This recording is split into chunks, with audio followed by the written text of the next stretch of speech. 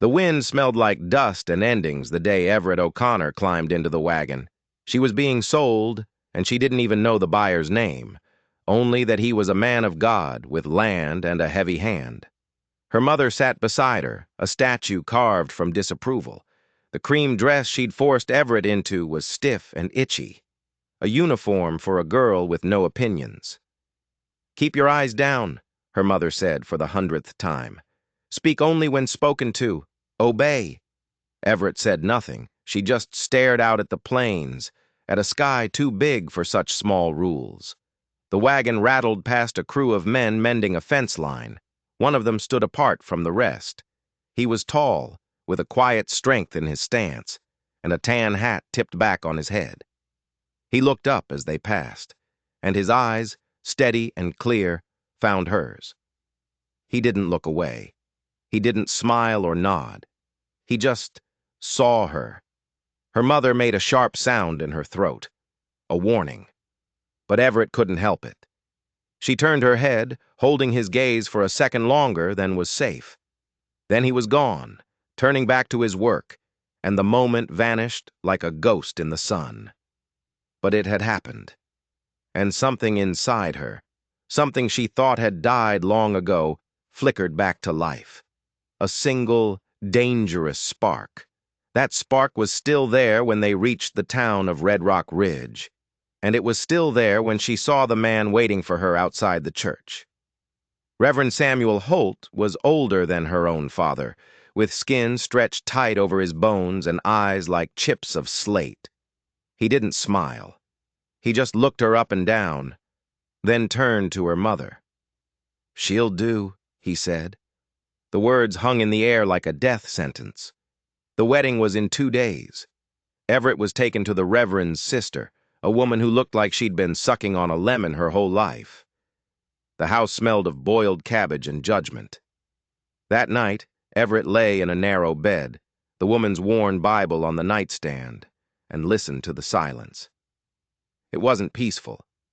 It was the silence of a trap waiting to spring. Her mother's voice echoed in her head, "Obey, obey." But a different voice pushed through, a question she'd never been asked, a look she'd never been given. She rose before the sun, before anyone else was awake. She didn't know where she was going. She just knew she couldn't stay. She walked out of that house, out of that town, following a faint trail that led up into the hills. She needed to breathe air that didn't taste of obligation. She found a ridge overlooking the valley and sat, trying to quiet the storm in her chest. "You always sit like that when you're thinking hard?" The voice made her jump. She spun around, heart hammering against her ribs. It was him, the man from the fence line. He stood a few feet away, holding the reins of his horse. He wasn't smiling, but his eyes were kind. I shouldn't be out here," she stammered, getting to her feet. "Why not?" he asked, his voice low and calm. "Looks to me like you needed the quiet." She nodded, unable to speak. She didn't know why, but she wasn't afraid, just aware of the way the breeze moved his hair, of the steady rhythm of his breathing. "I'm Everett O'Connor," she finally managed. He took off his hat, a simple gesture of respect that felt more genuine than anything she'd known her whole life. "Heath Rowan." They stood there for a moment, the silence comfortable. "I'm to marry the Reverend," she said, the words tasting like ash in her mouth. Heath's expression didn't change, but something in his eyes shifted. A flicker of something. Pity. Concern. "I heard," he said slowly. He looked her right in the eye, his gaze unwavering. "Is he what you want?" The question hit her like a physical blow. No one had ever asked her that. Not her mother. Not her father before he died. Not a single person in her 20 years of life. She was a piece to be moved on a board, a contract to be signed. Her wants were irrelevant. "It doesn't matter what I want," she whispered, the truth of it making her throat ache. "It's a good match." "That's not what I asked," Heath said, his voice gentle but firm. And that's when the dam broke. The tears she'd been holding back for years streamed down her face. She told him everything, about the stifling rules, the cold expectations, the crushing weight of a life she hadn't chosen. He just listened, his quiet presence a lifeline in the storm. When she was done, he didn't offer solutions or platitudes. He just said, "It's still your life, Everett." Before she left, he touched her arm, his fingers barely grazing her sleeve. "If you change your mind," he said, his voice barely a whisper, "come find me. I won't tell you what to do. I'll just ask what you want." That night, lying in the suffocating silence of the Reverend sister's house, two voices battled in her head. Her mother's sharp command, "Obey," and Heath's quiet question, "What do you want?" For the first time in her life, she knew the answer. She rose in the pre-dawn darkness, her heart a frantic drum. She scribbled a note she knew no one would understand, grabbed her small bag, and slipped out of the house. She walked barefoot, not caring about the sharp rocks or the cold ground. She walked until her feet were raw. She walked toward the south ridge, toward the only flicker of hope she'd ever known. Just as the sun began to bleed over the horizon, a rider appeared on the trail. It was Heath. He stopped his horse, his face unreadable. He looked at her tattered dress, her bleeding feet, her desperate eyes. "You sure?" he asked. Just that. No judgment. No surprise. "Yes," she choked out, tears blurring her vision. He reached down, offering his hand. "Then let's go." He pulled her up behind him on the horse, and she wrapped her arms around his waist, burying her face in his back. They rode west into the rising sun, and for the first time in her life, Everett didn't look back. She had no idea what she was riding toward. She only knew what she was leaving behind. But she was wrong. She thought she was escaping the darkness. In reality, she was riding right into the heart of it. They rode for hours, the silence between them thick with unspoken questions. They finally stopped by a creek as dusk began to settle. Heath helped her down, his hands gentle on her waist. He built a small, steady fire, warmed water for her to wash her raw feet, and gave her a piece of dried meat and hard bread. It was the best meal she'd ever eaten. His cabin was small, just one room, nestled in a hollow between two pine-covered ridges. It was rough, but it was clean, and it felt safe. "You can sleep inside," he said, gesturing to the single cot. "It's not much, but it's warm." She looked at him, standing in the flickering firelight. His face was all angles and shadows. "And you?" "I'll stay out here," he said, his hand resting near the rifle propped against his saddle. "Want you to feel safe." The kindness was so unexpected it almost hurt. "Why are you doing this?" she whispered. "Why are you being so kind to me?" He met her gaze, his eyes dark and serious. "Because someone has to." The simplicity of his answer struck her dumb. He wasn't trying to win her over or get something from her. He was just a decent man, or so she thought. She slept that night, a deep, dreamless sleep for the first time in years. When she woke at dawn, the fire outside had been rekindled, and Heath was sitting beside it, cleaning his rifle. He hadn't slept. He had watched over her all night. The days that followed were quiet, peaceful. Everett slowly began to unfurl, like a flower that had been crushed in a book. She washed her dress in the stream, mended it with thread from an old tin, and learned the rhythms of Heath's simple life. He never pushed her to talk, never asked for anything in return. He would just show her things, the best place to find wild berries, the track of a deer, the way the hawks circled on the afternoon thermals. He was teaching her the land, but he was also teaching her something else. He was teaching her what it felt like to be seen, to be valued. One evening, they were sitting by the fire, the stars a brilliant canopy overhead. "You ever think of going back?" he asked softly. "No," she answered without hesitation. There's nothing for me there. He nodded, poking the fire with a stick. Good, because the Reverend, he's not the kind of man who lets things go. A chill went down her spine that had nothing to do with the night air. What do you mean? Heath looked up from the flames, and for the first time, she saw a shadow in his eyes. A darkness that mirrored the one she'd run from. Holt doesn't just run a church, Everett. He runs that town. Everything and everyone in it. When you left, you didn't just break a promise, you stole his property. The way he said it, property, made her stomach clench. But how would he even find me? He's got eyes everywhere, Heath said, his voice grim. People who owe him, people who fear him. The McNeil brothers, the ones I work for sometimes. They ride for him when he asks. Suddenly, the kindness of the past few days felt fragile. The safe little cabin felt exposed. But you work for them.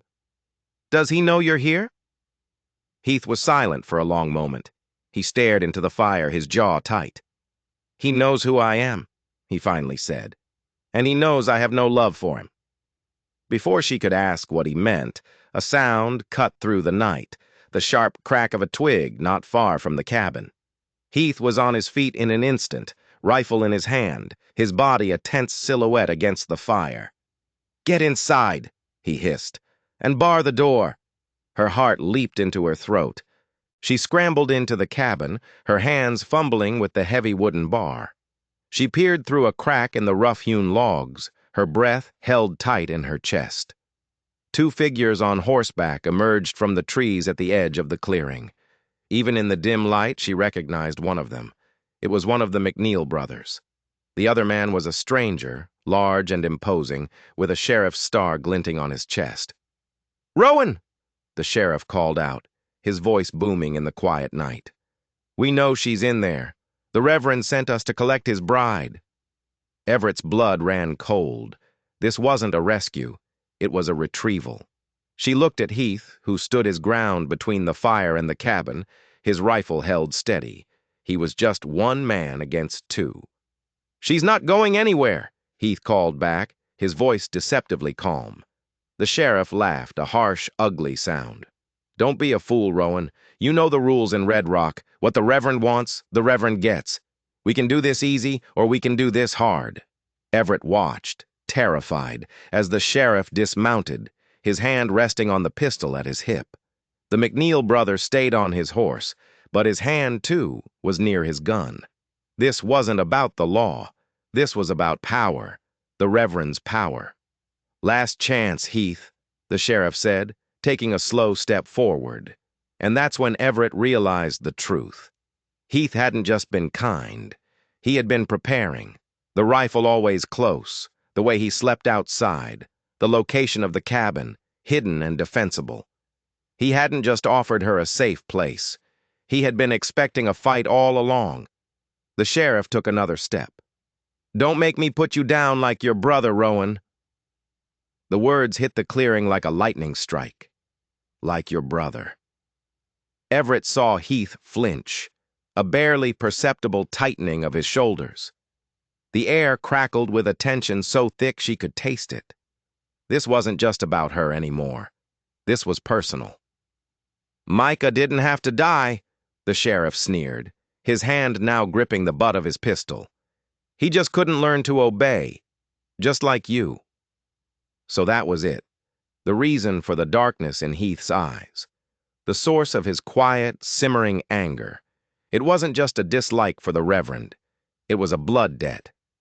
"You leave her out of this, Croft," Heath said, his voice dangerously low.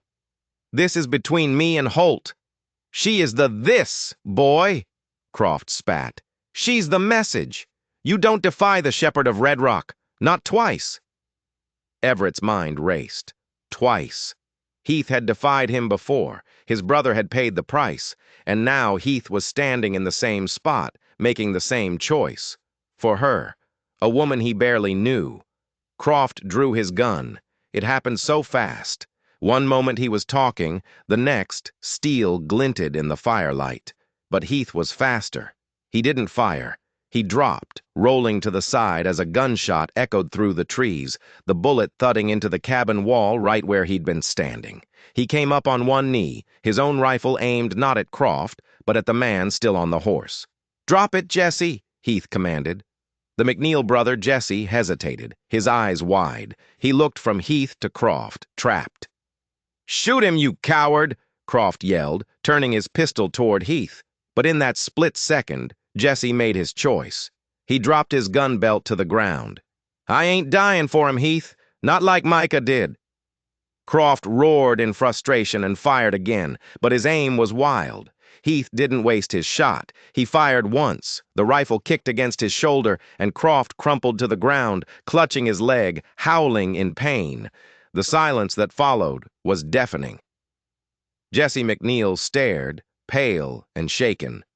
Croft was writhing on the ground, and Heath was still on one knee, rifle up, his breathing heavy. He looked less like a simple ranch hand and more like a soldier. He glanced back at the cabin, his eyes finding Everett's through the crack. "You all right?" She could only nod, her throat too tight to speak. He turned his attention back to Jesse. "Get him on his horse and get out of here. Tell Holt if he sends anyone else, I'll send them back in pieces. Tell him the debt for Micah is coming due." Jesse scrambled to obey, hauling the moaning Croft onto his saddle. He gave Heath one last fearful look before disappearing into the trees, dragging the sheriff's horse behind him. Heath stayed there for a long time, scanning the darkness. Finally, he rose, walking slowly back toward the fire. He ejected the spent cartridge from his rifle, the metallic click loud in the stillness. Everett slowly unbarred the door and stepped outside. The smell of gunpowder hung in the air. The fire seemed to cast longer, more menacing shadows. The safe little clearing was now a battlefield. She looked at Heath. The kind stranger was gone. In his place was a man with a haunted past and a deadly aim. "Your brother," she started, her voice trembling. "Holt had him killed," Heath said, his voice flat, devoid of emotion. He wouldn't look at her. He just stared into the flames. Micah found out what Holt was really doing, the marriages. They're not about faith, Everett. They're about land, money. He targets families with assets and no strong men to protect them. He marries the daughters, and a year or two later the parents have an accident.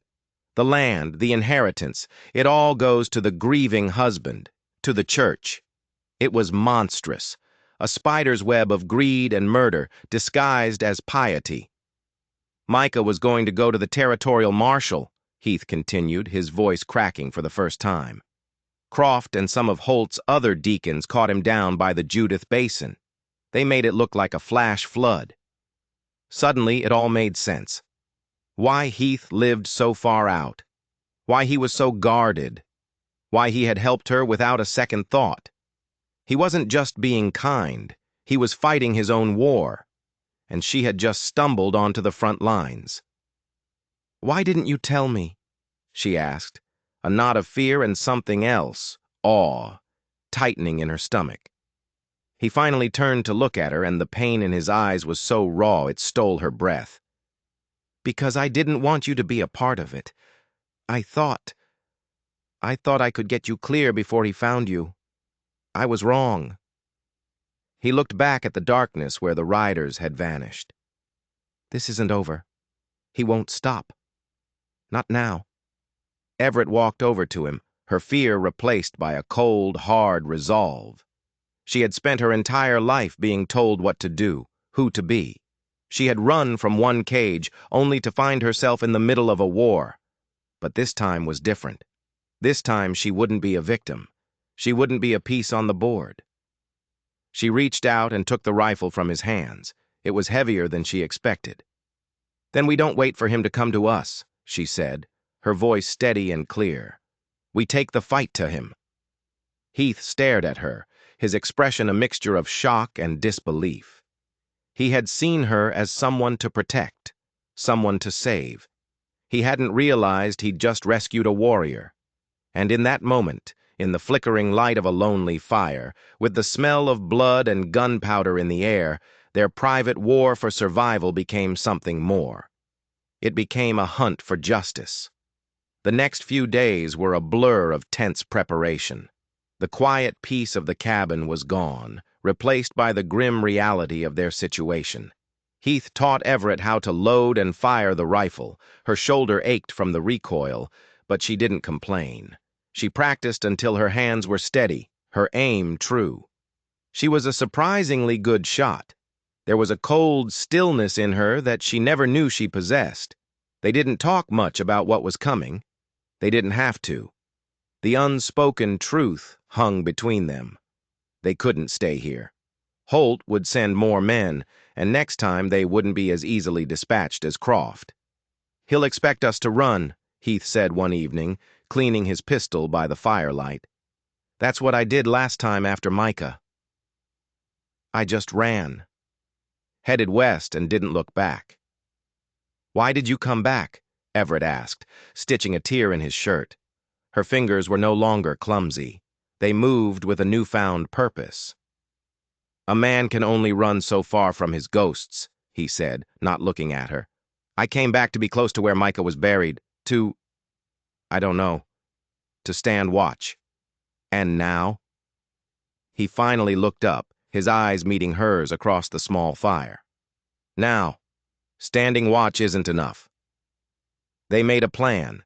It was desperate, reckless, and probably foolish, but it was better than waiting to be slaughtered. They were going to go back. Not to the town of Red Rock Ridge, not yet, but to the outlying ranches, the ones owned by families who had lost daughters to the Reverend's holy matrimony. "If Holt is doing what you say," Everett reasoned, her voice low and intense, "then there have to be others. Parents who are suspicious. People who are scared to speak up. We need to find them. We need allies." It was a long shot. Holt's power was built on fear. But it was the only shot they had. Their first stop was the Clark homestead, a small, struggling ranch about 10 miles south of Red Rock. Their daughter, Sarah, had married one of Holt's deacons a year ago. 2 months later, Mr. Clark had been found dead at the bottom of a ravine. The official story was a hunting accident. Mrs. Clark was a frail woman with haunted eyes. When they rode up, she nearly slammed the door in their faces. But Everett dismounted, her hands held open, showing she was unarmed. "Mrs. Clark," Everett said, her voice gentle but firm.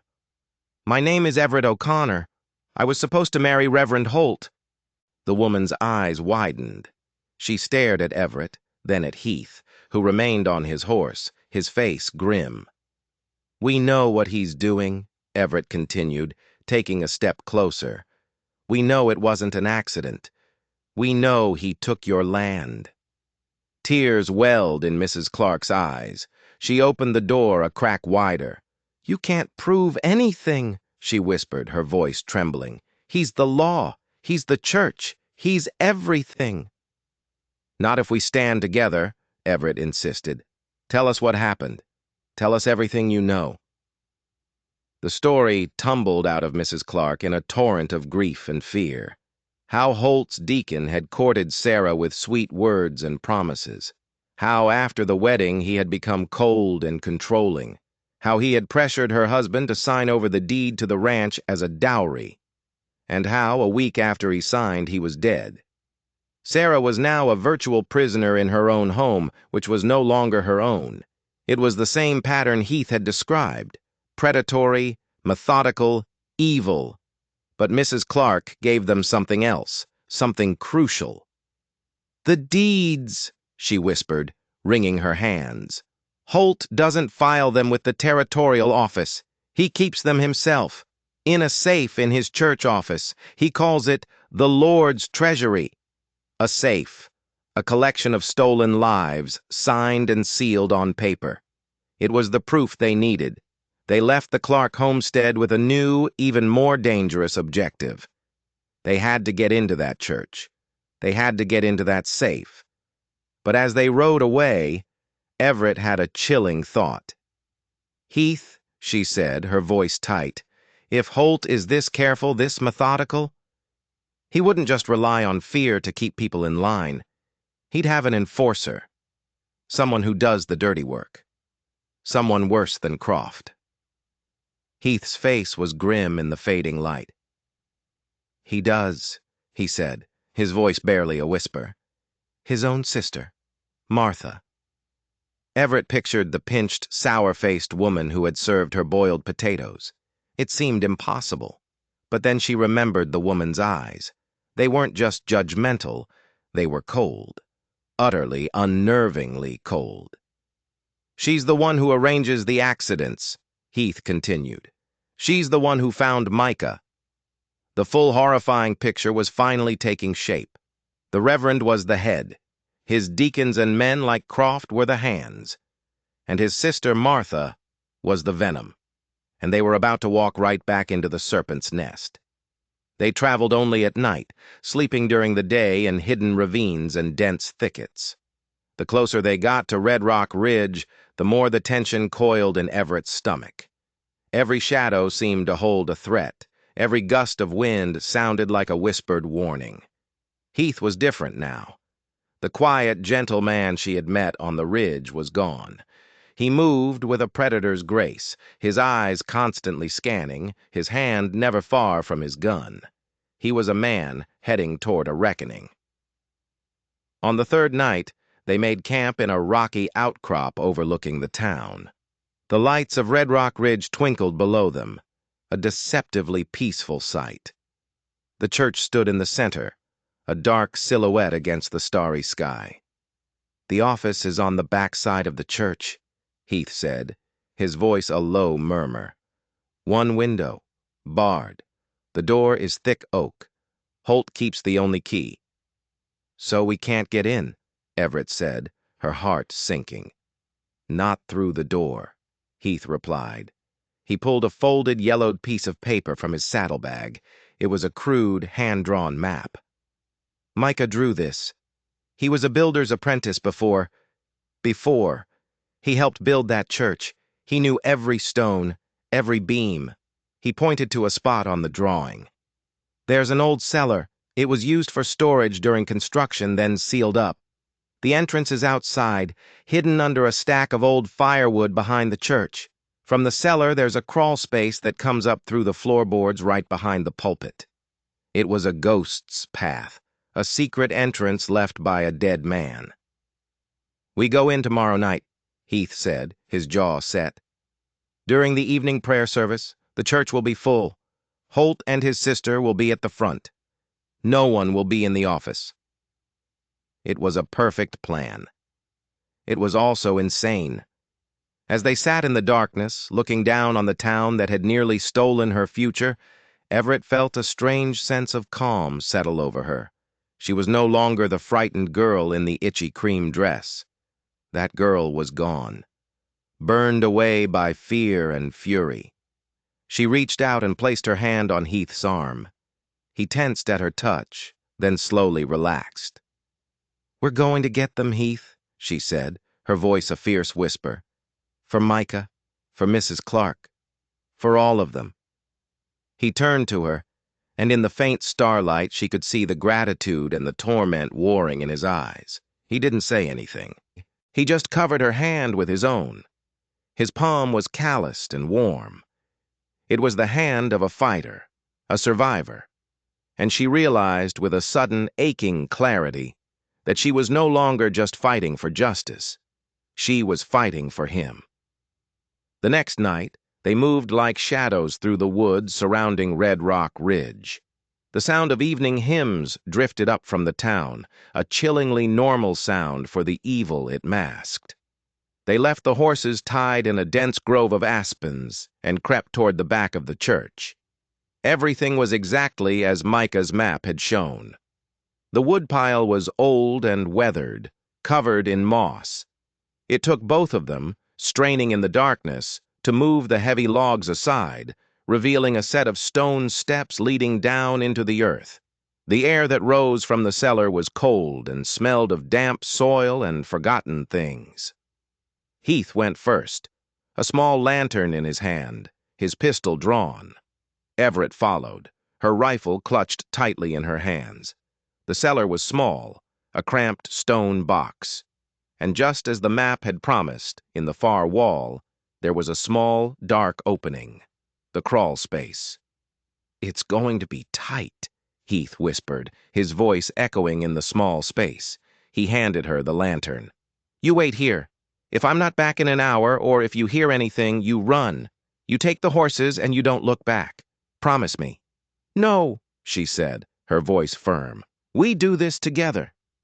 He looked at her, about to argue, but he saw the resolve in her eyes. It was the same fire he'd seen the night Croft had come to the cabin. He nodded once, a flicker of a smile touching his lips. "All right. Together." The crawl space was a nightmare. It was narrow, filled with cobwebs and the scuttling sounds of unseen things. The dirt was cold and damp, and the air was thick with the dust of decades. They moved on their hands and knees, Heath in the lead, following the faint path. It felt like being buried alive. Finally, after what seemed like an eternity, Heath stopped. "This is it," he breathed. He reached up and pushed against the floorboards above them. They creaked, but they gave way. He pulled himself up into the darkness, then reached down to help her. They were in a small, cramped space behind the pulpit. Through the heavy velvet curtain they could hear Reverend Holt's voice, a low, mesmerizing drone as he delivered his sermon. They crept from behind the pulpit into the main church hall. It was empty save for the rows of vacant pews. The sound of the congregation singing a hymn now filled the air, a wall of sound that covered their soft footsteps. The office door was at the front of the church, to the left of the altar. It was unlocked. Holt, in his arrogance, never imagined anyone would dare to enter his sanctuary uninvited. The office was small and tidy. A large oak desk, a bookshelf filled with leather-bound volumes, and against the far wall, a heavy iron safe. "There it is," Heath whispered. But there was a problem. The safe was locked with a combination dial. There was no keyhole to pick. "I don't suppose Micah knew the combination," Everett murmured, her heart sinking. "No," Heath said, running his hand over the cold iron. "Holt is the only one who knows it."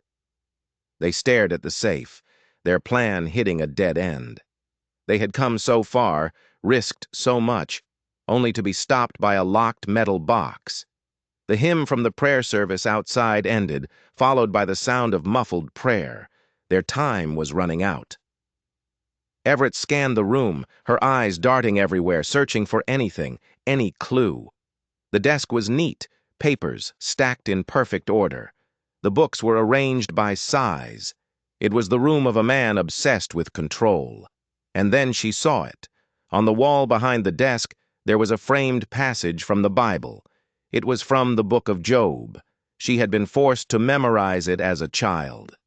"What I dreaded has happened to me. What I feared has come upon me." But something was off. The numbers of the chapter and verse. They were printed in a slightly different, bolder font than the text itself. Job 3:25. It seemed insignificant. A printer's error, perhaps. "Heath," she whispered, her voice urgent. "Come look at this." He came to her side. She pointed to the numbers. 3:25. His eyes widened. He looked from the frame to the safe, then back again. "It can't be that simple." "He's an arrogant man," Everett said. "He thinks no one would ever dare." Heath went to the safe. His hand trembled slightly as he reached for the dial. He turned it. Right to 3, left past 3 to 25. He paused, then turned it right again. A faint click echoed in the silent room. He pulled the heavy iron handle. The safe door swung open. It was all there. Stacks of deeds signed over to the Church of Red Rock. Wills and testaments, leaving entire fortunes to Reverend Holt. Each paper was a life, a family, destroyed. Tucked in the back was a small leather-bound ledger. Heath opened it. His face went pale. It wasn't just a record of the land and money. It was a record of deaths, names, dates, and causes. Mr. Clark, hunting accident. The Peterson brothers, river drowning. And near the bottom of a page, a single entry that made Heath's breath catch in his throat. Micah Rowan. Accidental fall. Next to it, in neat, precise handwriting, was a single initial. M. Martha. At that exact moment, the office door creaked open behind them. They spun around, their hearts seizing in their chests. It was Martha Holt. Her pinched face was contorted in a mask of cold fury. In her hand, she held a small, silver-plated derringer, its muzzle pointed directly at Everett's heart. "The Lord's treasury is not for the eyes of sinners," she said, her voice as sharp and cold as a shard of ice. Behind her, in the doorway, the hulking frame of Reverend Holt appeared, his face a thundercloud of righteous rage. They had walked right into the Spiders' parlor. And the Spiders were home. "You should have stayed gone, boy," Reverend Holt boomed, his voice losing its pious edge, revealing the raw menace beneath. "You had your chance to live in ignorance, but you, like your brother, couldn't leave well enough alone." Martha's eyes, small and hard like pebbles, were fixed on Everett. "And you," she hissed, "the runaway bride, an abomination in the eyes of God. You have sullied this holy place with your filth." Heath slowly moved, placing himself in front of Everett, shielding her with his body. He held the ledger in his hand like a weapon. "It's over, Holt. It's all in here. All the names, all the accidents. Micah's murder." Holt actually laughed, a deep rumbling sound that seemed to shake the small room. "That book? That's God's accounting. He gives and he takes away. I am merely his instrument. And you, boy, are just another sacrifice." He nodded to his sister. The click of the derringer's hammer being cocked was deafeningly loud. Everett's mind was racing. They were trapped. The door was blocked. The window was barred. This was it. This was where it ended. But the girl who obeyed was gone. The woman who ran was gone. All that was left was the fighter. She looked past the reverend's shoulder into the main church hall. The prayer service had just ended. The congregation was beginning to stir, their voices a low murmur. They were their only hope. An audience. "He's been robbing you!" Everett screamed, her voice ringing out with a strength she didn't know she had. "He's been killing your husbands, your brothers. He's a murderer!" Holt's face purpled with rage. "Silence that harlot!" Martha took a step forward, raising the pistol. But Everett's shout had done its work. Several figures appeared in the doorway behind Holt, members of the congregation, their faces etched with confusion. Mrs. Clark was among them, her eyes wide with terror and a dawning, terrible understanding. "What is the meaning of this?" one of the deacons asked, stepping forward. "A test of faith," Holt roared, turning to face them. "These two sinners have broken into our sanctuary to spread lies and blasphemy." He was trying to control the narrative, to turn the crowd against them. But Heath saw his opening. While Holt's attention was diverted, he acted. He lunged forward, not at Holt, but at the heavy oak desk. With a great heave, he shoved it sideways, blocking Martha's path and knocking her off balance. The derringer fired, the shot going wide, shattering a pane of glass in the bookshelf. "He's got a ledger!" Heath yelled to the crowd. "A list of everyone he's had killed. Ask him about Micah Rowan. Ask him about Mr. Clark." The names hung in the air, seeds of doubt planted in the minds of the townspeople. They looked from the furious reverend to the desperate couple, their loyalty wavering for the first time. Holt saw he was losing them. His mask of piety slipped completely, revealing the monster beneath. "Fools! I gave you salvation. I gave you order. This town was nothing before I came. I am the law." He grabbed a heavy silver candlestick from the desk and raised it, his eyes wild. He lunged at Heath, but Everett was ready. She had been holding her rifle, keeping it low and out of sight. Now she brought it up. She didn't aim to kill. She aimed for the candlestick. She fired. The roar of the rifle in the enclosed space was immense. The candlestick shattered in Holt's hand, the force of the bullet sending him stumbling backward. He stared at his numb, bleeding hand, then at Everett, his eyes filled with disbelief. The runaway bride, the meek little thing he had bought, had just shot at him. The chaos in the church erupted. People were shouting, screaming. Some were running for the doors. Others were surging forward, drawn by the horrific spectacle. Martha, recovering her balance, shrieked with rage and tried to push past the desk, her small pistol still in her hand. But Mrs. Clark, the frail, timid woman, was suddenly there. She grabbed a heavy Bible from the lectern and swung it with all her might, striking Martha squarely in the head. The enforcer of Red Rock Ridge crumpled to the floor in a heap.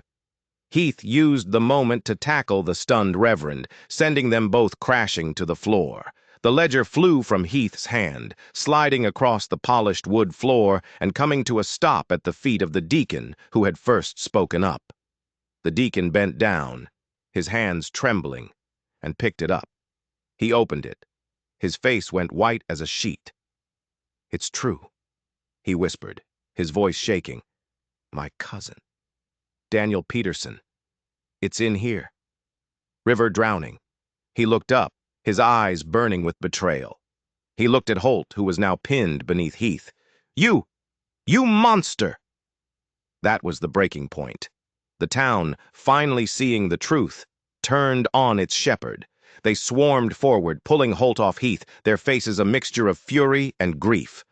Justice in Red Rock Ridge was not going to be clean or quiet. It was going to be raw and biblical. Heath scrambled to his feet and went straight to Everett. He took the rifle from her hands, his eyes searching her face. "Are you hurt?" "No," she breathed, her body trembling with adrenaline. "Are you?" He shook his head, pulling her into his arms, holding her tight. Outside they could hear the sounds of the mob, a roar of righteous anger unleashed. The reign of Reverend Holt was over. They stood there for a long moment, clinging to each other in the wreckage of the office, the smell of gunpowder thick in the air. They were bruised, terrified, and exhausted. But they were alive, and they were free. The aftermath was messy. The territorial marshal, the real one, finally came to Red Rock Ridge. The town was in an uproar. Holt's ledger told a story of 2 decades of systemic murder and theft. His network of deacons and enforcers crumbled as people, no longer silenced by fear, began to speak. Holt and his sister Martha were taken away in chains. The deacon who had picked up the ledger, a man named Elias Thorne, was appointed the interim town leader. He was a quiet, decent man who had been as blind as everyone else. He promised to see the stolen lands returned to their rightful owners. For Everett and Heath, there was nothing left in Red Rock Ridge but ghosts. They didn't wait for the trials. They didn't want the town's gratitude. They just wanted peace. One morning, as the sun rose over the chaos, they rode out of town, heading west. They didn't look back. They rode for days, putting as much distance as they could between themselves and the darkness they had escaped. They found a small, unclaimed valley, nestled between 2 high ridges, with a clear stream running through it. It looked like the valley from the map Heath's father had dreamed of. They built a new cabin, bigger this time, with 2 rooms and a wide porch. They worked side by side, their movements falling into an easy, familiar rhythm. They didn't need to speak much. The silence between them was no longer filled with tension or unspoken fears. It was filled with a quiet understanding, a shared history forged in fire. One evening, they were sitting on the porch of their unfinished home, watching the sunset paint the sky in shades of orange and purple. The air was cool and smelled of pine and fresh-cut wood. "You ever think about them?" Everett asked softly. "Holt? Martha?" Heath was silent for a moment, whittling a piece of scrap wood. "Sometimes," he admitted, "but then I look at this, at you, and I remember what we were fighting for, not against them, but for this." He put down his knife and took her hand. His touch was gentle, familiar. "I never thanked you, Everett," he said, his voice low. Back there, in the church. You saved my life. We saved each other's, she replied, lacing her fingers with his. He looked at her, his eyes clear and steady, the same eyes she had seen from the wagon what felt like a lifetime ago. The ghosts of his past were finally starting to fade. The haunted look was gone, replaced by a quiet strength and a deep, unwavering affection. I love you, Everett O'Connor, he said, the words simple and true. Tears welled in her eyes, but they were not tears of sorrow or fear. I love you, Heath Rowan, she whispered back. He leaned in and kissed her, a slow, gentle kiss that spoke of promises kept and a future finally their own. They had walked through hell together and had come out the other side, not unscathed, but unbroken. They had found in each other not just a safe harbor, but a home. Their lives were never loud or grand. They were built of small, quiet moments, sunrises over the ridge, the smell of baking bread, the shared warmth of a blanket on a cold winter night. They had faced the worst of humanity and had chosen to build something good in its place. They had taken a life of obedience and fear and turned it into one of freedom and love. They had earned their peace. Sometimes a story isn't just a story. It's a reminder that even in the darkest of places, a single spark of defiance can light a fire. It's a reminder that courage isn't about the absence of fear, but about acting in spite of it. Everett's journey from a pawn to a queen in her own life is one that sticks with you. If you were in her shoes, do you think you would have had the courage to run? Let me know in the comments below. And if you enjoyed this story and want more tales of justice, survival, and the strange twists of fate, don't forget to hit that subscribe button and ring the bell so you never miss an update. Thanks for watching.